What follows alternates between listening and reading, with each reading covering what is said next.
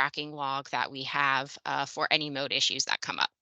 So annually, we are going to look at that log, generally over the winter, and we will look at our mode resources and make any grammatical edits that come up, any typos, and then also clarifying any instructions that tend to be on the back end. So calculation instructions, definitions, when to collect an indicator. For some of these, we've gotten feedback that it could use a little more clarity. So those are things that we would address.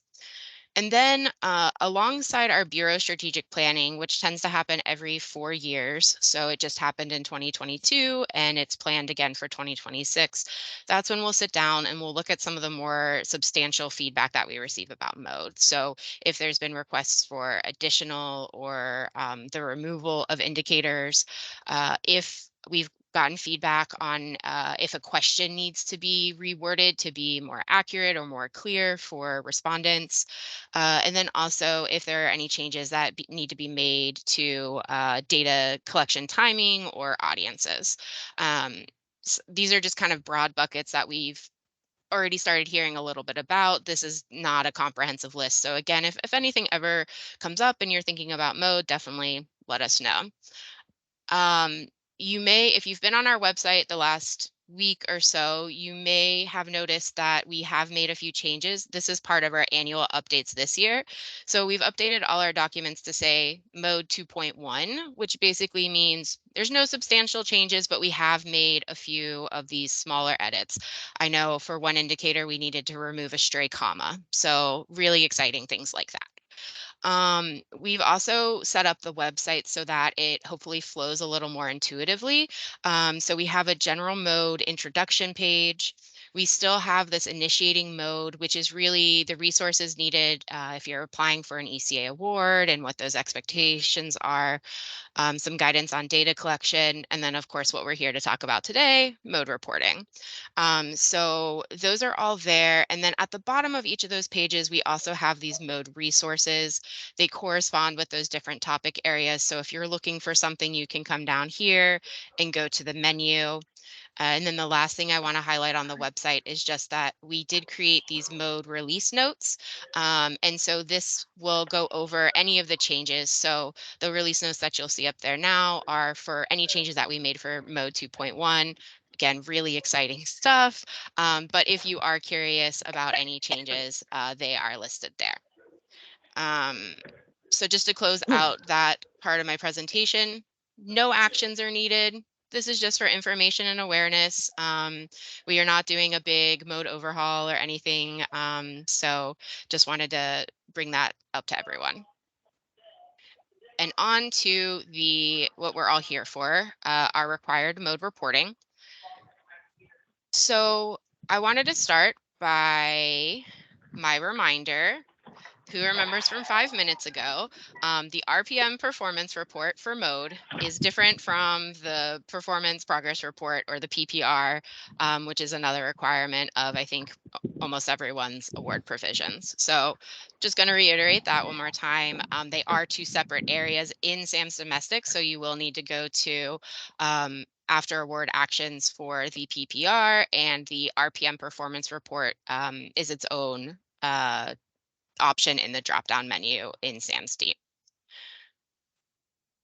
In terms of who needs to report, what are we reporting, all of those fun things, mode reporting is required for any active ECA award. That includes mode requirements. So if you have mode reporting requirements, it's going to be in your award provision. You will have worked with Melly and your program officer already on what indicators are applicable for your program and all of that. In terms of what you're reporting for this spring, we are looking at reporting for the time period of October 1st through March 31st. So October 1st, 2022 through March 31st, 2023. And for in terms of if you have data to submit, that would be for any participants that completed your program under an award that has a mode requirement. So If you have those participants that have completed their program, you will have surveyed them at the end of the program and be reporting on that data you collected, along with any administrative data that indicators require as well. In terms of when reporting is due, it is aligned with your other reporting requirements. So for this reporting period, that does mean reporting is due April 30th, so the end of this month. If you have any concerns or anything, definitely reach out to us and let us know if you're having any trouble with your data or getting things entered over the next few weeks. And that leads us to the how. So reporting is done through Sam's Domestic. I've mentioned the RPM performance report. So that is in the RPM module, and your indicators will be listed there, and you can enter that aggregate information for your indicators. So what if you have an award, it has mode requirements, but you didn't have any participants that completed your program during this reporting period? So you have no mode data yet. What do you do? For if that is your situation, you still need to submit your RPM performance report so that we know that you didn't have mode data to submit. It's not missing, it just doesn't exist yet. So you'll go into the RPM performance report. There is a narrative section there, and you will just make a note that we don't have data to report yet for this award. And then you click submit, and you have completed your mode reporting for this reporting period. And that lets us and your program officers know that you haven't had any participants complete the program yet, and mode data will be coming later. If you do have data to report, there are a couple steps. So first, there is a requirement to submit your raw data. As part of our guidance, we do have a raw data submission template, which has you put your raw data in a particular format. As part of that template, there are also summary tabs that take your raw data and calculate your indicators for you. So when you go to enter them in SAMSD, you have those indicators available. And then you also have tabs that have demographic breakdowns for indicators where you had that demographic information from your surveys. So you will need to take that raw data submission template and use it to then enter the aggregate numbers into the SAM's domestic performance RPM performance report.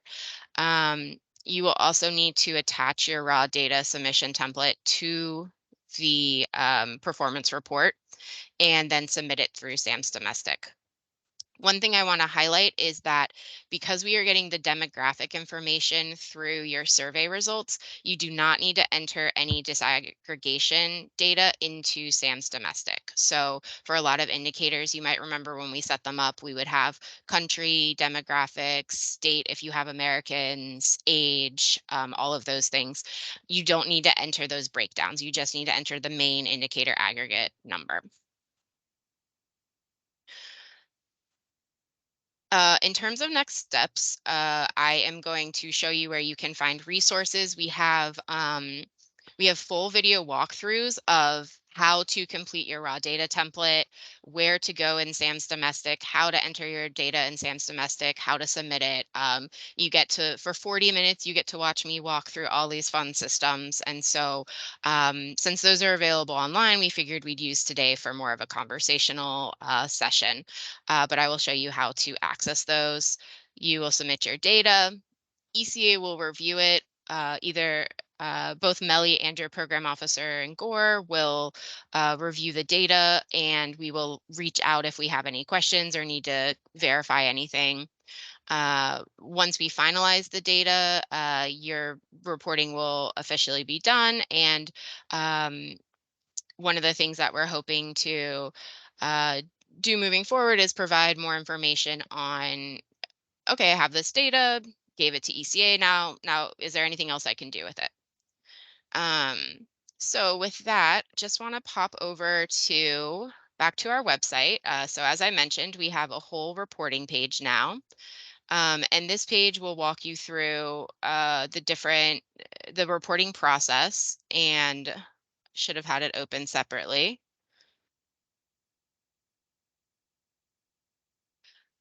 With links to the different resources that you can use. And then also, again, with the tab at the bottom, we have the raw data submission template. We have the video walkthrough of everything you need to do.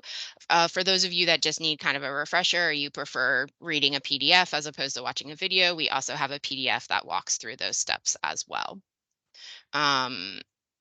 So those are the mode resources.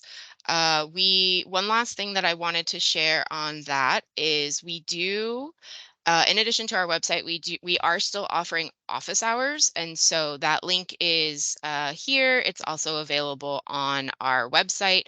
It's also directly linked in the raw data submission template. So if you open that and you're like, I want to talk to Melly, you can just click on that and go sign up for office hours. So that is a resource I definitely encourage you to use as well, so that we can tailor any guidance to your particular situation. So with that, I am going to actually move into our next segment. I know there might be questions. Feel free as things come up to drop them in the chat. But I want to spend some time talking with Juliet and Sarah and everyone. And then we'll have our discussion at the end and talk through any questions people might have. So with that, we're going to move into my new talk show that Mary Ellen doesn't know she gave me. And it is called What's Your Mode? And our inaugural guests are Juliet Vandegeer and Sarah Goodman, who are joining us from CIEE. I will let them, we're going to get started with letting them introduce themselves. One thing that I've attempted to set up for our talk show today is some audience participation. So we will be doing some Menti polls throughout where I ask you similar questions to what I'm asking Julia and Sarah. So as we go through that, we'll be looking at Menti results and helping that guide our discussion. So with that, Juliet, Sarah, thank you for joining me here today. To start us off, can you give us the broad brushstrokes and paint the picture of who is CIEE, what are y'all's roles there, and give us a little background? Sure. Yes. Hi. Thank you so much for having us. My name is Sarah Goodman, and Juliet and I are here representing CIEE, which is the Council on International Educational Exchange, which is a nonprofit that was founded in 1947.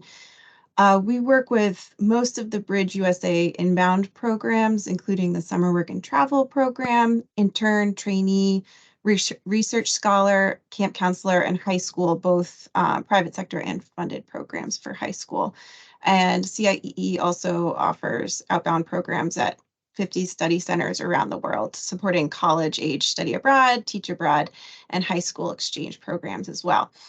I, as mentioned, work on the private sector programs mainly. And my titles, I'm the compliance and policy manager for those programs. And right now, my experience with MODE has been mainly using this framework kind of on a experimental and voluntary basis for the private sector programs, just to get our feet wet with that and start it a little bit early. And I'll pass the ball over to Juliet to explain her role and her experience with MODE so far.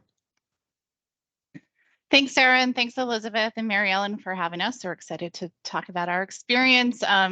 We have been, I'm Juliet Vandegeer. I'm the director of our funded programs at CIEE. So those are mostly funded through the Department of State and as well as private foundations. We do hold a grant this year for the Bridge Leadership Development Program, and that we're working with all different program sponsors. And that was our first entree into MODE. So we've been using that this last year during our reporting for MODE. And then starting this summer, we're going to use it for the Congress Bundestag Youth Exchange Program, which is another high school program that we use as well. Wonderful. Thank you guys for kicking us off with that. If you haven't already, I want to invite everybody to scan the QR code for Menti, or if you're on your computer, you can go to menti.com and enter the code. One of our first participatory questions is, how many programs do you have that you report mode data for? So it sounds like Juliet and Sarah have one active right now, one coming up with CBYX, and then I'm not sure how to count the private sector exchanges. I guess like a lot. Yes, yes. So for the private sector, we, of course, are not reporting the information into Sam's Domestic at this point, but we are collecting it for our work and travel programs, camp counselor, and by the end of this summer, we'll have it going for both intern and trainee as well. Awesome. Sounds mode-tastic. Um, It looks like we have a lot of people joining today that have one program that they have mode of reporting for. Quite a few also with 2 to 5, and then we even have some big hitters with 5 or more. So kind of run the gambit. And I think we'll kind of see that through this conversation. We have a wide array of organizations and how many programs they're reporting on, how much M&E capacity everyone has, how much experience. Mode, I know for some people, mode is the first big foray into data collection and reporting. So excited to hear different experiences. Speaking of that, I wanted to get a little bit of an understanding. So, is M&E something that either both of you do all of the time, or is this like one small part of what you do? And I have a corresponding Menti question for everyone else in the audience as well. It's definitely a small part of our overall responsibilities. So we're not designated M&E professionals. So we're all learning. Yeah, I know that's the case for a lot of organizations. I know that most of us here, even in the Melly unit, are super grateful that we get to do M&E all the time, because a lot of times it is just one part of a program officer's job. So yeah, it looks like on average, we aren't even getting over 50% of the time for people. It looks like we maybe have these little green spike over here. We have a few people that do get to do M&E all the time. Yay. But for the vast majority of everyone joining today, it looks like 50% or less of their time is spent on M&E. So um, carrying on kind of on this theme, could you guys talk a little bit? So you said you're learning through the mode process.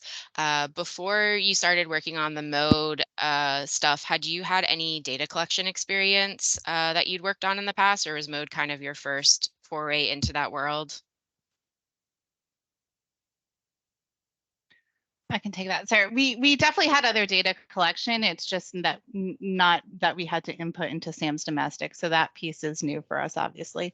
But we've had other participant surveys, stakeholder evaluations, such our stakeholders, our host families, local coordinators, agents, employers, like most other organizations on the call. So we have used that data to improve our overall programming, but some of the specific questions presented in mode are definitely questions we had not asked in the past and are new. Awesome. Yeah, I guess in today's day and age, there's very few organizations that don't collect any data, and I'm not quite sure how they survive, but yeah, I could be biased in that. So speaking of data collection, since you were already doing some other data collection for your programs and organization, when the mode data collection requirements came out, was that something where you created new surveys or a new survey for the program, or was it something that you integrated into data collection that you were already doing, maybe a survey that already existed?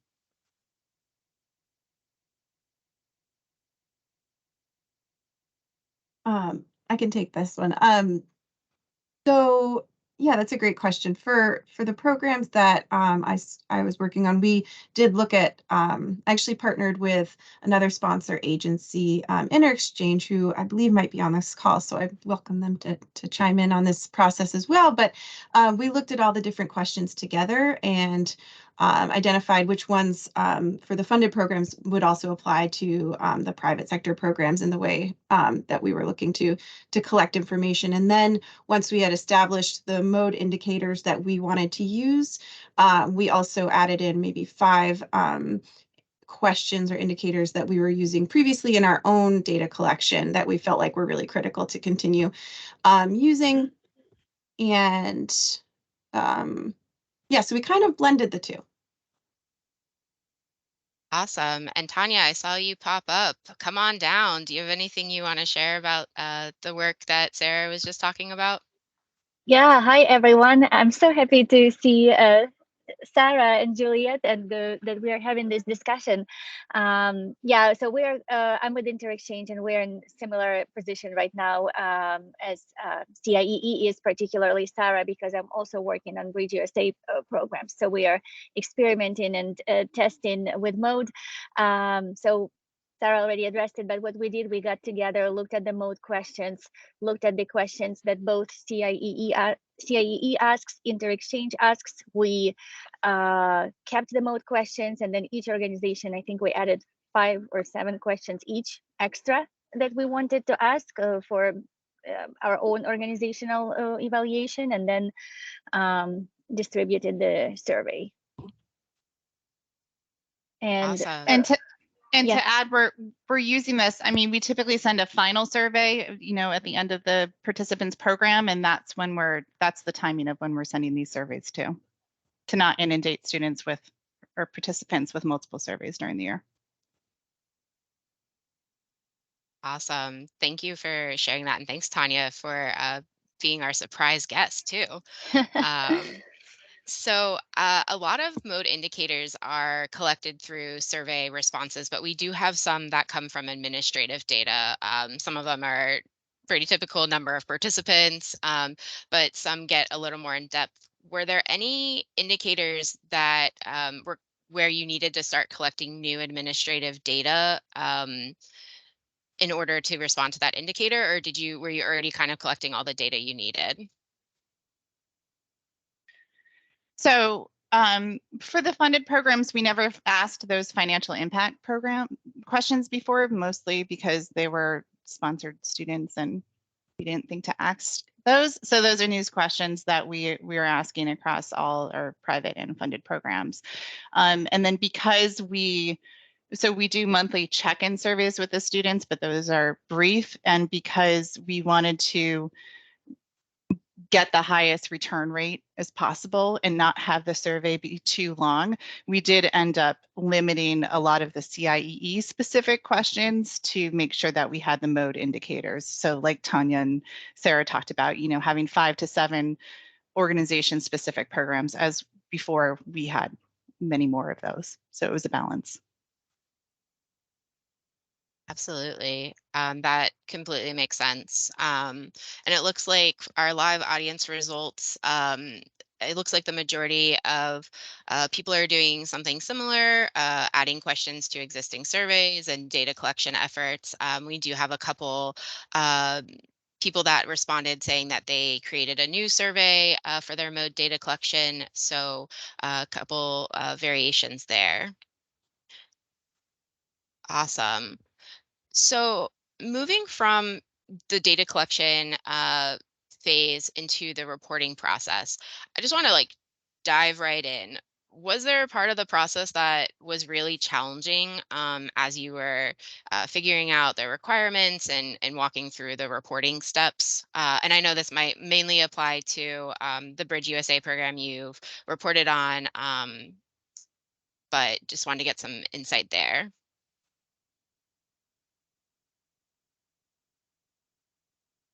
So because I can jump in, Sarah, you can add, because reporting is not our main job. We do at CIE, we're fortunate that we have a Qualtrics account, which is helpful because that links with your State Department Qualtrics account. So although we were familiar with that programming at CIE, Sarah and I weren't particularly familiar with that. So we did have to learn how to use that, but we did find it pretty straightforward and user-friendly to learn how to use that. And we found the MELI unit and you, Elizabeth, super helpful. So, I mean, we definitely encourage to use those office hours that you had. I know I've emailed you, Elizabeth, personally and had specific questions, and you've been quick to respond. So I just think, you know, as you're going through this and we're all learning, just use the resources available. Awesome. Sarah, anything that you wanted to add?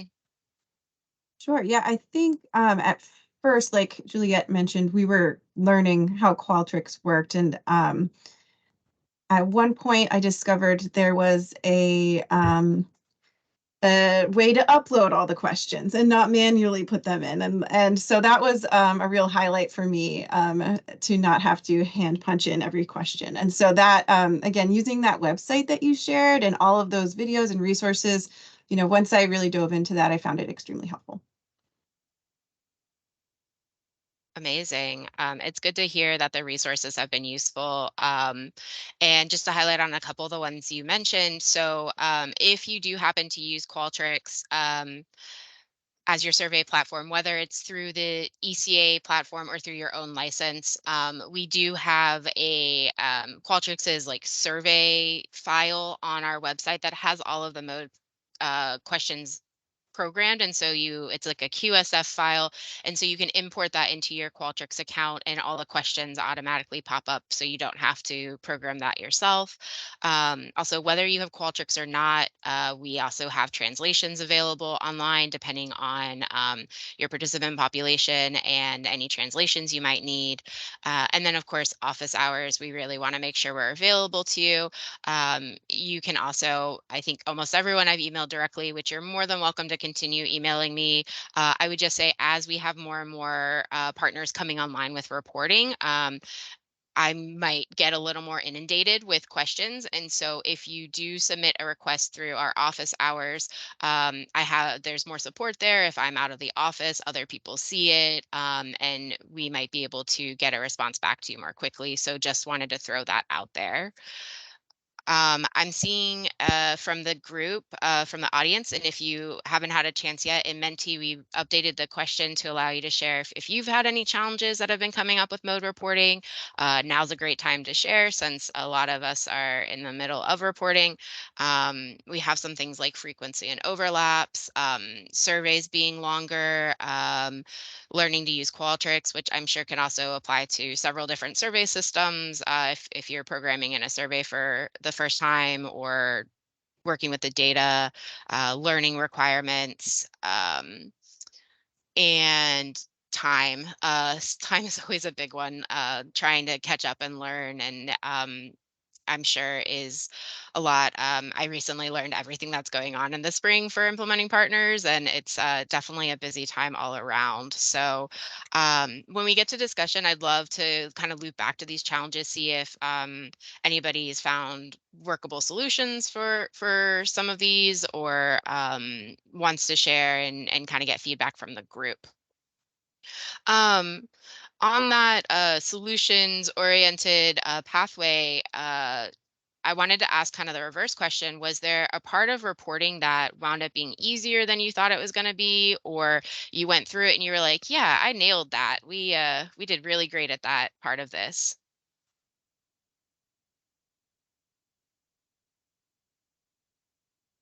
I don't know that we nailed it, but but I think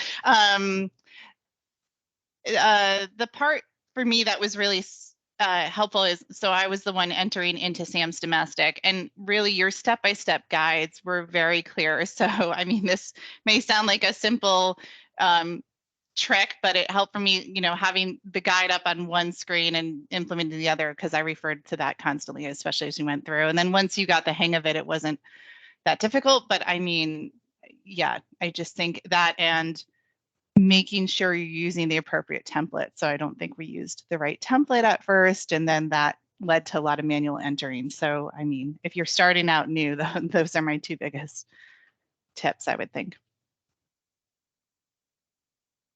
Awesome. Again, I'm very happy to hear that the video is helpful. It's not very often that we hear Sam's Domestic and was helpful the word or easy or anything in the same sentence. So anything we can do to help navigate that system, I'm happy to do. With the reporting template, yeah, and I'm glad you mentioned that, because I meant to also mention that as part of our updates on the website, we did make some revisions to the template. If you're using the old template, you're good. If you're using the new template, you're good. But we did receive feedback that it'd be really helpful if the indicators were in chronological or numerical order. There were a couple equations that needed to be fixed, so they were calculating more accurately on some of the disaggregations. But you can use either, but just wanted to highlight that that is up there. Even when I was working on updating things, I was like, oh, having the indicators in numerical order is really helpful. So happy that we were able to do that. So thinking back, and I know Juliet and Sarah, you guys have been in the unique position. I know for your Bridge USA program that you've been reporting on, you actually report quarterly. So you've submitted reports a couple times now. On average, how much time would you say it takes to get the reporting part of this done? So from the time you close your survey and you're like, okay, we have the data, to the time you click submit in SAMSD. And obviously, I hope that wasn't a straight through marathon, but just kind of a guesstimate. And we have a corresponding mentee program question for anyone who's also completed reporting so far. Yeah, so we send out the survey we send out the survey, collect that data, and then we implement it into the ECA template. So that piece takes some time. And then from there, implementing the individual indicators into SAM's Domestic takes a bit of time. Again, it's not that it's challenging, because you're literally the like you said, Elizabeth, the spreadsheet calculates the data for you. So you just have to look at what the indicators are and put it in. That's where SAM's Domestic, our lovely friend, sometimes thinks for a very long time to save the individual factors. So indicators. So that's the piece where, I'd say, in the, probably the 5 to 8 hour range, or 1 to 4, depending on how many indicators are. And again, it's not the tedious part there really does is the hang up in SAM's Domestic from what we found. Completely understand that. Since we put the indicators in on the front end, we also get to deal with the fun SAMSD thinking process. Whoever had one of their challenges that was listed was time, and it's like, if we could all just have the time that SAMSD gets to think, like that would be awesome. It looks like a lot of people that are here today haven't reported yet, which is great. You're in the right place for some information and insight. A few people that have, it looks like anywhere between 5 and 12 hours.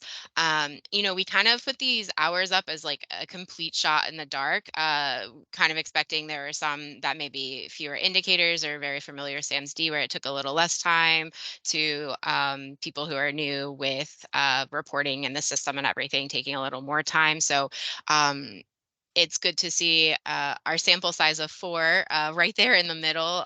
We'll be interested to see how this progresses over time, so we can continue to try to reduce that time that it's taking everybody, and help with different resources and everything. So I was curious, as I mentioned, you have had the honor of reporting a couple times now. Was there anything that you changed between your reporting in October and then your reporting in, I think it was January, in your process or anything like that? Yeah, there again, it's just familiar. So I'm familiar with SAM's Domestic, but this program monitoring details tab was new. So I'm learning along with everyone else. So another trick is to make sure under that performance report details tab in SAM's domestic, make sure the award agreement you're looking on. So if you have funded awards, it's similar to the PPR, progress report. It'll tell you which one you're supposed to upload your specific results to. For mode, just make sure that the status is draft mode, and that's where you'll actually be able to upload the information and save it. So I made that mistake. It probably contributed to my hours as I went in and it looked like it was saving the data, and then I wasn't actually able to submit at the end. So just make sure the indicator is draft, and if it's not, reach out to Melly and they'll quickly update that so it's in the right status for you. But yeah, that's the main, it's just knowing the process more. I now know to make sure it's set up so I'm not doing extra work from that. Yeah. Yeah, absolutely. Yeah, the statuses, and sometimes SAMSD seems like it saved something and then you go back and you have to, did I make this up? Did I just dream about SAMSD? Because that's sad on a lot of levels. So uh, moving on to kind of the wrap up of this interview, you know, one of the things that I'm hoping to do next for guidance and kind of next steps for mode is to help provide some resources on how can you use your mode data. So I'm a really big advocate of trying to make it as useful to everyone, not just something that you have to send to an ECA. So I'm curious, have y'all started talking about any plans to use mode data moving forward or anything like that? And totally okay if the answer is no. I know that this is all very new, so just kind of curious to, what's going on out there.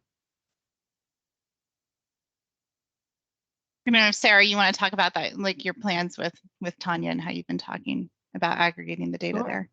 Yeah, sure. So essentially, CIEE and InterExchange, our plan is to kind of look at our aggregated data together to just evaluate, get a baseline, and then hopefully long-term evaluate impact and measure how it meets our shared goals and expectations of what we expect from the programs, and use it as a baseline and then a guideline to inform our decisions in the future.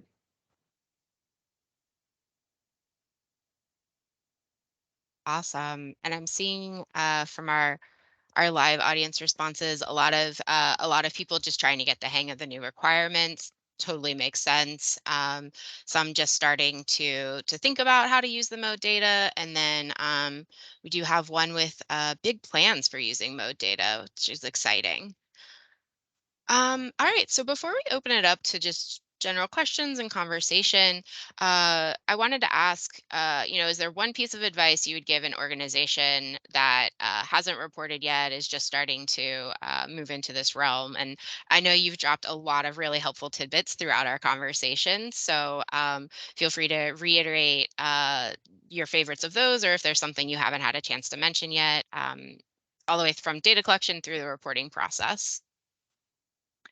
I'd say I going into this, I was like, I know SAM's domestic. I've done PPRs forever. This will be easy. So I went into the performance mode just thinking I could, experiential learn my way through it. So I would recommend not taking that route and really going through the guides, taking the time to watch the step-by-step video, because that'll actually save you time at the end. It's not as intuitive as I thought it would be, even having done the PPRs before. So, but those guides are super helpful, so you'll know exactly what to do if you use them. And quick recommendation that I feel like we've already said is like really utilizing those office hours and reaching out to the team. I can't stress enough how helpful the Melly team has been, and just everything I've learned from them and their guidance. So that would be my recommendation. I promise I didn't pay them to say that our resources and Melly as a whole are a great resource. Very happy to hear that, and always happy to hear anything else that would be useful. With that, I want to give a huge virtual round of applause to Juliet and Sarah. Thank you so much for sharing your experience and letting me interview you in front of all of our peers and colleagues. Tanya, thank you for running down the virtual aisle to also share your experience and your collaboration with Sarah. Um, with the time we have left, I really wanted to open this up to if anyone has any questions about anything we talked about today. It can be directed to Melly or anything you want to pick Juliet or Sarah's brains on, or anyone else. So with that, I'm going to turn the floor over. Feel free to unmute yourself and start chatting or enter something in the chat that might be on your mind. Elizabeth, we did have one question asking where the recording would end up. It will probably end up on our mode page, but I will be emailing the link out once we've got it posted. Thanks, Mary Ellen.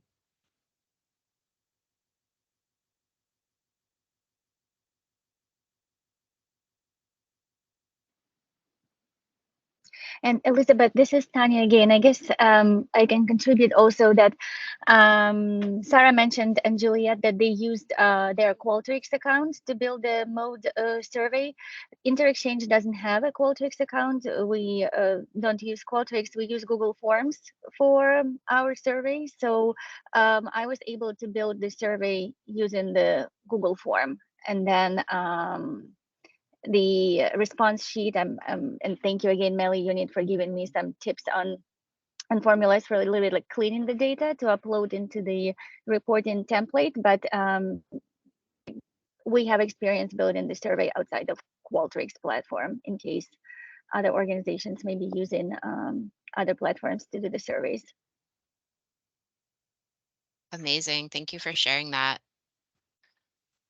I see we have a question about confirming the need to report or not a program ending on April 25th. So right at the end of the month, doesn't give a lot of time to collect, clean, assess, enter the data. So for those programs, and I think we have a few from the October reporting that ended like September 20th.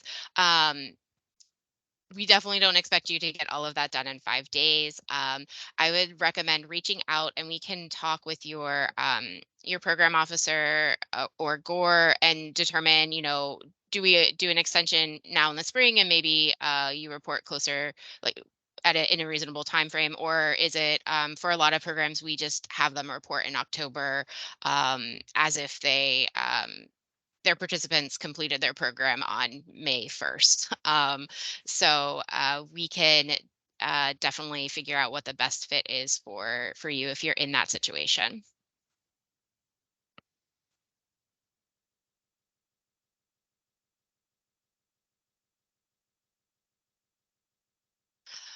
I wanted to loop back to one thing, Juliet, you had mentioned, and because this has come up in a couple conversations, and I was going to follow up with individual organizations, but since we have a big forum here, I just want to confirm with everybody.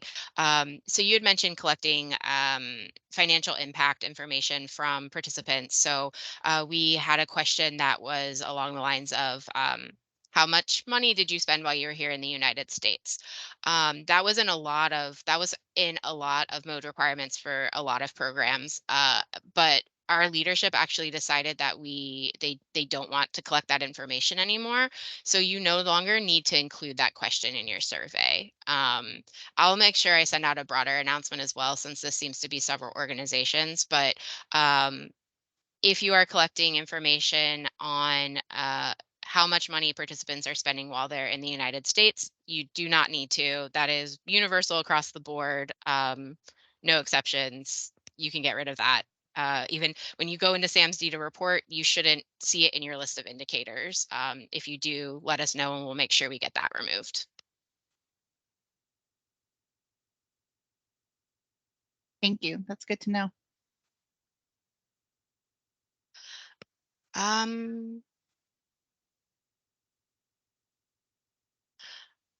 So we have a question That is are all mode requirements on the same reporting schedule for Sam's Domestic. I mentioned April 30th, even if programmatic reports are on a different schedule. That's actually the first time I've heard of programmatic reports being on a different schedule. And maybe I am just out of touch on that one. So, Sarah, let me follow up with you and look into your program. Generally, mode should align with your programmatic reports, and it should align with what's in your award provisions. So go with that over anything I say every time, because that is your award documentation. It's more important than me. But happy to actually like talk with you and look at your documents and figure out what the situation is for your given program.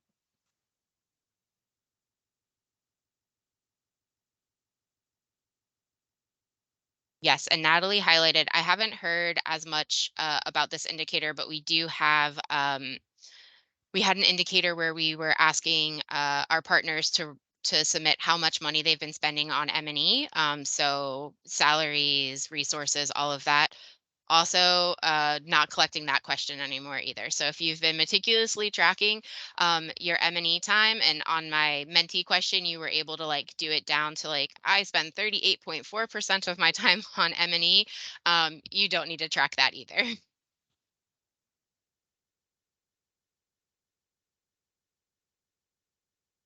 Okay, thank you for the clarification, Sarah. Yeah, if your award is on a annual reporting cycle, you would just report mode data on an annual reporting cycle. So basically, you would be reporting on any participants that completed the program between October 1st and of one year and September 30th of the following year. I think I have those. Yeah. Yeah, that's right. Fiscal year. Yep.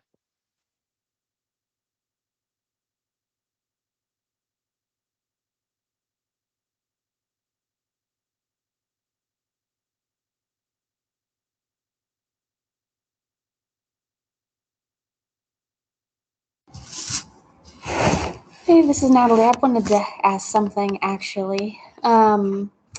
For those on this page, I'm glad we have this page up. For those who said the surveys are long for participants, that's obviously helpful to know. Obviously, we thought that we are adding quite a few indicators, and if organizations are still keeping all of their previous survey questions, then yes, we definitely understand this. Was curious if you for those who said that, if you saw a decrease in response rates between what you were doing before and now with the new mode surveys. And if you don't feel comfortable coming off mute, Mary Ellen, maybe she could put that in the chat again, just in case you came on late. We have an Qualtrics link where you can provide anonymous feedback. So that would be helpful for us to know, just as a data point. Thanks. Yeah, piling onto what Natalie said, response rate are completion rates. If you've seen a dip in those as a result of the surveys, or in tandem with the surveys being longer.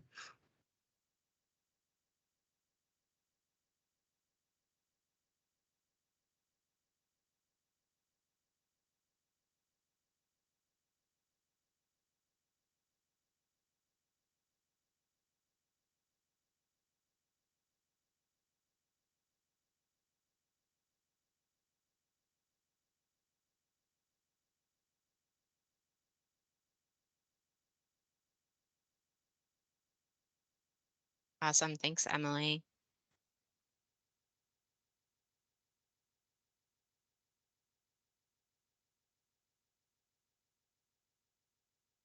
Was there anything else that you're seeing listed here on the challenges? Maybe you have a way that you've handled this challenge or something else you wanted to add. Anything else along those lines while we have a couple minutes?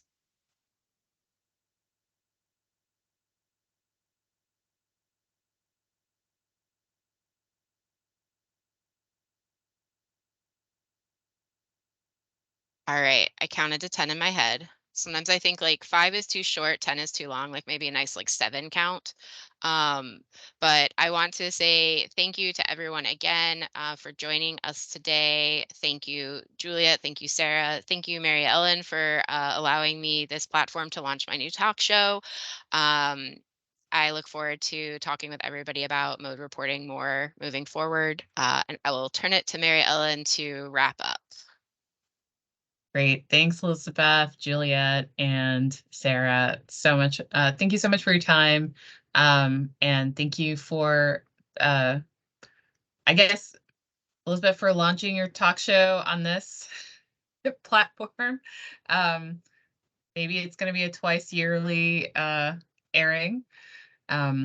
We do try to share this, any updated guidance around reporting time, because we know that is useful and questions do come up around that time.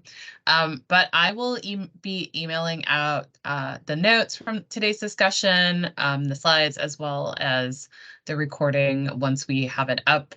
And please feel free to share with any colleagues that you think, would find it useful, weren't able to make it. We highly encourage that. Thank you. And if you have any feedback on mode or today's session, or just anything that would be helpful, please feel free to, either put it in the chat, or you can use that anonymous link to the survey that I dropped in the chat as well. All right. I'm always happy to give people 4 minutes back. All right. Thanks, everyone. Have a good rest of your afternoon.